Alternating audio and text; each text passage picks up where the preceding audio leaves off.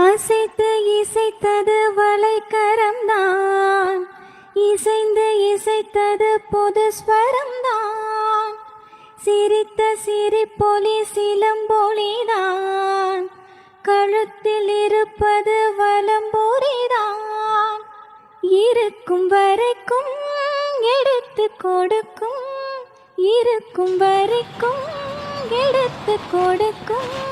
நான் நல்லா சம்பாதிக்கிறேன், என் ஹஸ்பண்டோட சம்பளம் ரொம்ப நல்லாவே இருக்குது, எங்கள் குடும்பத்துக்கு எந்த ஒரு பண கஷ்டமும் கிடையாது, எப்போதுமே எங்கள் கையில் 10,000லேருந்து 1,00,000 வரைக்கும் எப்போதுமே இருக்கும், மணி பற்றின கவலையே எனக்கு இல்லை அப்படின்னு சொல்கிறவங்களுக்கான வீடியோ இது கிடையாதுங்க. அதனால் டோன்ட் see this வீடியோ. இந்த வீடியோ யாருக்கானதுன்னு பார்த்தீங்கன்னா, மாத சம்பளத்தில் குடும்பம் நடத்திட்டு இருக்கிற ஒவ்வொரு குடும்ப இல்லத்தரசிகளுக்கும் நான் பண்ணின இந்த 3 விஷயத்தினால என்னோட லைஃப் எப்படி சேஞ்ச் ஆச்சு அப்படின்னு நான் சொல்ல போகிறேங்க. இதுக்கு முன்னாடி பார்த்தீங்க அப்படின்னு சொன்னால், உங்கள் எல்லாருக்குமே தெரியும், மாத சம்பளம் அப்படின்னு சொன்னால் 25ஆம் தேதி வந்ததுக்கப்புறமே கையில் காசு இருக்காது. எவ்வளோ தான் சம்பாதிச்சாலும் அந்த 25ஆம் தேதிக்கு மேலே அடுத்த மாதம் சம்பளம் எப்போ வரும் அப்படின்னு சொல்லி காத்துட்ருக்கக்கூடிய சூழ்நிலையில் தான் இருப்போம். அதே மாதிரி தாங்க ஒரு 4 வருஷத்துக்கு முன்னாடி நாங்களும் அப்படி தாங்க கஷ்டப்பட்டுட்டு இருந்தோம். இப்போது நான் சேஞ்ச் பண்ண இந்த 3 விஷயத்தினால எப்போதுமே எங்கள் கையில் பணம் வந்து இருக்குங்க, பணம் வந்து சேர்ந்துக்கிட்டே இருக்கும், கடனே நாங்கள் இது வரைக்கும் வாங்கவே இல்லைங்க. அப்புறம் பார்த்தீங்க அப்படின்னு சொன்னால், இது 2மே இருந்தால் போதுமே, வாழ்க்கையில் எப்போதும் நிம்மதியாக இருக்கலாம். நான் என்ன அந்த 3 விஷயம் அப்படின்னு சொல்லி உங்கள் கூட இந்த வீடியோவில் ஷேர் பண்ண போகிறேன். நம்ம ஆர்மி ஃபேமிலியில் பார்த்தீங்க அப்படின்னு சொன்னால் நிறைய பேர் வந்து டே விலாக் வந்து விரும்பி பார்ப்பீங்க. அதனால் இன்றைக்கி பசங்க ஸ்கூல் போயிட்டு வரவங்களையும் லஞ்சு சமைக்கிறதுக்கான ப்ராசஸ் போய்கிட்டு இருக்கு. சின்ன பையனுக்கு பார்த்தீங்கன்னா சளி பிடிச்சிருக்கா, அதனால் அவனுக்கு வந்து வீட்டில் லீவு போட்டு இருக்கிறான். ஸோ நாங்கள் இன்றைக்கி காலையில் டீ போட்டு குடிச்சிட்டு என்னோடய மார்னிங்கை வந்து ஸ்டார்ட் பண்ணுறேன். வாங்க ஆர்மி ஃபேமிலியோட லைஃப் ஸ்டைலையும் பார்த்துக்கிட்டு இன்றைக்கான டே ரொட்டீனையும் நம்ம சொல்லிக்கிட்டே உங்களோட நான் ஃபாலோ பண்ண அந்த 3 விஷயத்தை ஷேர் பண்ண போகிறேன். எப்படி மணி சேவ் பண்ணுறது அப்படின்னு சொல்லி. மணி சேவ் பண்ணுறதுன்னு சொன்ன உடனே உண்டியல் எடுத்து காசு போடணும் அப்படின்னு சொல்லுவேன்னு நினைக்காதீங்க, அது கிடையாதுங்க. நான் ரெகுலராக பண்ணிக்கிட்டு இருந்த ஒரு பழக்கத்தை சேஞ்ச் பண்ணிக்கிட்டேன். அதை சேஞ்ச் பண்ணதுனாலேயே எனக்கு நிறைய பைசா மிச்சமாச்சுங்க. அதுதான் முக்கியமாக ஷேர் பண்ண போகிறேன். இப்போது நான் இங்கே என்ன எடுத்து வச்சிட்ருக்கேன்னு பார்க்குறீங்களா? இது வந்து பார்த்திங்கன்னா, மாதம் பிறந்த உடனேயே வீட்டுக்கு தேவையான பொருட்கள் கேண்டீனில் வாங்குவோங்க. குழந்தைங்களுக்கு தேவையான ஸ்நாக்ஸு, அப்புறம் வந்து வீட்டுக்கு தேவையான கொஞ்சம் க்ளீனிங் ப்ராடக்ட் எல்லாமே வாங்குவோம். அதுதான் வந்து நான் இப்போது எடுத்து ஸ்டோர் பண்ண போகிறேன். நான் சொல்கிறேன் பாருங்கள், நான் என்ன விஷயத்தை சேஞ்ச் பண்ணிக்கிட்டேன் அப்படின்னு சொல்லி ஃபஸ்ட்டு சொல்லிடுறேன். அதாவது ஸ்டார்டிங்கில் பார்த்தீங்க அப்படின்னு சொன்னால், ஒரு 4 வருஷத்துக்கு முன்னாடி என் லைஃப்பில் நான் பண்ணின ஒரு பெரிய தப்பு வந்து என்னென்னு பார்த்தீங்கன்னா, நிறைய ட்ரெஸ் எடுப்பேங்க. அதாவது மாதம் ஜனவரி பிறந்துருச்சு அப்படின்னு சொன்னால் பொங்கலுக்கு அப்புறம் பார்த்தீங்கன்னா தம்பியோட பிறந்தநாள், அப்புறம் சின்ன பையனோட பிறந்தநாள், கல்யாண நாள், அப்புறம் கோயில் கொடை அப்படின்னு சொல்லி ஊரில் உள்ள திருவிழாக்கள் அப்படின்னு சொல்லி தீபாவளி, அது போக என்னோட பர்த்டே அப்படின்னு சொல்லி நிறைய டைம் வந்து செலிப்ரேஷனுக்காக ட்ரெஸ் எடுப்போம். ட்ரெஸ் எடுத்தாலே நமக்கு உங்களுக்கு தெரியுங்க, லேடிஸ் குட்டி பிள்ளைங்களுக்கு அப்படின்னு பார்த்தீங்கன்னா ரேட்டு ஓகேவாக இருக்கும். ஆனால் பசங்களுக்கு 2000 3000த்தில் ஸ்டார்ட் பண்ணால் மட்டும்தான் நம்ம நல்ல ட்ரெஸ்ஸே எடுக்க முடியும். அந்த மாதிரி தாங்க இருக்கும். கொஞ்சம் மாடலாக எடுக்கணும் அப்படின்னு நினச்சி நிறைய ட்ரெஸ்ஸில் வந்து நிறைய காசை நான் வேஸ்ட் பண்ணிட்டேங்க.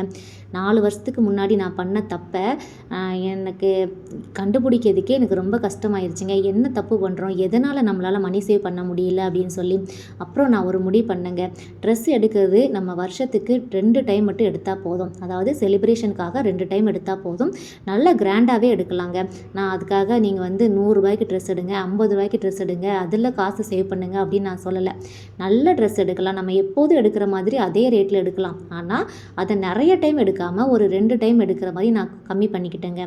அதில் பார்த்தீங்க அப்படின்னு சொன்னால் நிறைய மணி சேவ் ஆச்சு. இப்போது எப்படி நம்ம ட்ரெஸ் எடுக்கிறதுக்காக ஒரு 5000 10,000 நம்ம ஒதுக்குறோம் அப்படின்னு வச்சுக்கோங்களேன் ஃபேமிலிக்காக, அதை நம்ம வந்து கம்மி பண்ணிட்டோம் அப்படின்னு சொன்னால் ரொம்பவே மணி சேவ் ஆச்சுங்க. இது நான் ரொம்பவே என் லைஃப்பில் உணர்ந்து உங்ககிட்ட நான் சொல்லிகிட்டு இருக்கிறேன். நீங்களும் ட்ரை பண்ணி பாருங்கள். இப்போ மதிய சாப்பாடு வந்து தயார் பண்ண ரெடி ஆயாச்சு. இன்றைக்கி நம்ம வீட்டில் என்ன சமையல்னு பார்த்தீங்கன்னா, மட்டர் பன்னீர் மசாலா. இங்கே நார்த் இந்தியாவில் பார்த்தீங்கன்னா பன்னீர் வந்து ரொம்பவே சூப்பராக கிடைக்கும், அதுவும் சாப்பிட்றதுக்கு ரொம்ப டேஸ்ட்டாக இருக்குமா, அதனால் எப்போதுமே அடிக்கடி வாங்கி பண்ணுவோம். எங்கள் வீடியோ ரெகுலராக பார்த்துருந்தீங்க அப்படின்னு சொன்னால் உங்களுக்கு தெரிஞ்சிருக்கும், நம்ம வீட்டு ரெசிப்பியில் ஃபஸ்ட்டு நம்பர் 1 இடத்துல இருக்கிறது பன்னீர் தாங்க. அப்புறம் நான் 2வது ஒரு பழக்கத்தை நான் மாற்றிக்கிட்டேங்க. அது என்ன அப்படின்னு பார்த்தீங்க அப்படின்னு சொன்னால், ஹோட்டலில் போய் அடிக்கடி சாப்பிட்றதுங்க. இந்த பழக்கம் பார்த்தீங்க அப்படின்னு சொன்னால் மாத சம்பளம் அப்படிங்கிறதுனால உங்களுக்கு தெரியும். ஸ்டார்டிங்கில் அதாவது 1ஆந்தேதியிலேருந்து 5ஆந்தேதி வரைக்குமே தாராளமாக செலவு பண்ணுவாருங்க என் ஹஸ்பண்டு. அதே மாதிரி அந்த மாதம் பிறந்தாலே நாங்கள் என்ன பண்ணுறதுன்னா ஹோட்டலில் போய் நமக்கு பிடிச்சதெல்லாம் சாப்பிட்றதுங்க. அது நம்ம ஒரு டைம் மாதத்துக்கு சாப்பிட்டா பிரச்சனை இல்லை, அடிக்கடி ஹோட்டலில் சாப்பிட்றது. அந்த மாதிரி நம்ம சாப்பிட்றதுனால நம்மளோட பட்ஜெட்டில் பார்த்திங்கன்னா அவ்வளோ ரூபா வந்து வேஸ்ட்டாக போகும்.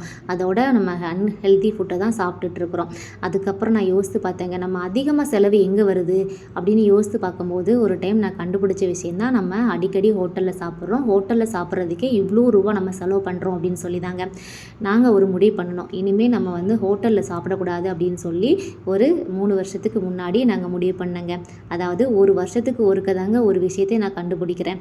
அந்த ஹோட்டலில் சாப்பிட்ற விஷயத்த உனக்கு என்ன வேணுமோ நானே உனக்கு பண்ணித்தரேன் அப்படின்னு சொல்லி வீட்டிலே சமைக்க ஆரம்பிச்சாச்சுங்க. ஓரளவுக்கு நானும் டேஸ்ட்டாக தாங்க சமைப்பேன். ஆனால் ஹோட்டலுக்கு போகாமல் இருக்கிறதுனால நம்மளோட காசும் ரொம்ப நல்லா சேவ் ஆகும்.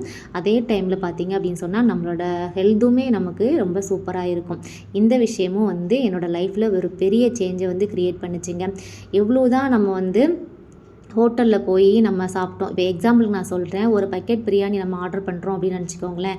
அதோட ரேட்டு பார்த்திங்க அப்படின்னு சொன்னால் 800 வந்து கிட்டத்தட்ட அது கூடவே 2-3 கிரேவி நம்ம ஆர்டர் பண்ணோம் அப்படின்னா கிட்டத்தட்ட 1200 1500 வந்துடும் ஒரு டைமுக்கு நம்ம சாப்பிட்றதுக்கு. நம்ம ஆர்டர் பண்ணோம் அப்படின்னு சொன்னால், இதே ஹோட்டலில் போய் சாப்பிட்டோம் அப்படின்னு சொன்னால் எல்லோரும் சாப்பிட்டோம் அப்படின்னு சொன்னால் கிட்டத்தட்ட 2000 வந்துடுங்க.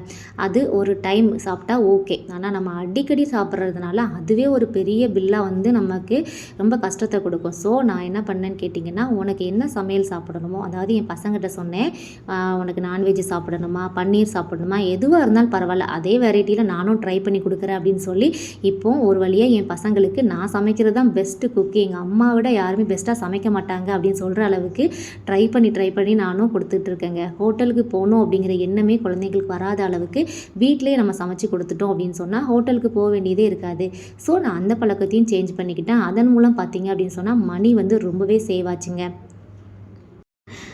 நான் சொன்னேன்ல, நம்ம வீட்டு லஞ்சில் இன்றைக்கி பன்னீர் ரெசிபின்ட்டு பாருங்கள். நார்த் இந்தியாவில் பன்னீர் வந்து எப்படி இருக்குன்ட்டு எவ்வளோ சாஃப்டாக இருக்குல்ல கட் பண்ணும்போது. இது வந்து எங்கள் ஃபேமிலிக்கே ரொம்ப ஃபேவரட்டான ஒரு ஃபுட்டுன்னு சொல்லலாங்க. நம்ம ஆர்மி ஃபேமிலியில் பார்த்திங்க அப்படின்னு சொன்னால் நம்ம நார்த் இந்தியாவில் இருக்கிறதுனால நான்வெஜ் வந்து சில நாட்கள் வந்து சாப்பிட மாட்டாங்க. அதாவது பார்த்திங்க அப்படின்னு சொன்னால் முக்கியமாக செவ்வாய்க்கிழமை, வியாழக்கிழமை, சனிக்கிழமை அப்படின்னு சொல்லி நான்வெஜ்ஜே சாப்பிட மாட்டாங்க. அந்த டைமில் பார்த்திங்கன்னா அதிகமாக வந்து எடுத்துக்கிறக்கூடிய ஃபுட் வந்து பன்னீர் தாங்க. நான் பாருங்கள், நான் சமைச்சிட்டு இருந்தேன், என் பையன் அம்மா நானும் கட் பண்ணுறேன் அப்படின்னு சொல்லி ஹெல்ப் பண்ண வந்துட்டான். ஓகே, பசங்களையும் கொஞ்சம் கொஞ்சம் குக்கிங்கில் ஈடுபடுத்துறது தப்பு கிடையாது. நம்மளுக்கு இருக்கிறதோ 2 பசங்க. சரி, நமக்கு யார் தான் ஹெல்ப் பண்ணுவாங்க? வீட்டில் ஒரே ஆண்களோட இதுதான் மெஜாரிட்டியாக இருக்குது. நான் மட்டும் சிங்கிளாக இருக்கிறதுனால அப்பப்போ 3 பேரையும் கூப்பிட்டு வேலை வாங்கிக்கிட்டே இருப்பேங்க. ஓகேங்க, நீங்கள் உங்கள் வீட்டில் உங்கள் பசங்களுக்கு இந்த மாதிரி குட்டி குட்டியாக ஏதாவது வேலை வாங்குவீங்களா அப்படின்னு சொல்லி மறக்காமல் கமெண்ட்டில் சொல்லுங்கள். அப்புறம் நான் பண்ணின ஒரு 3ஆவதான ஒரு விஷயம் என்னென்னு பார்த்தீங்கன்னா, என்னோட அந்த குட் ஹேபிட்டை நான் சேஞ்ச் பண்ணிக்கிட்டல, அதில் 3ஆவது ஒரு விஷயம் என்னென்னு பார்ப்போமா?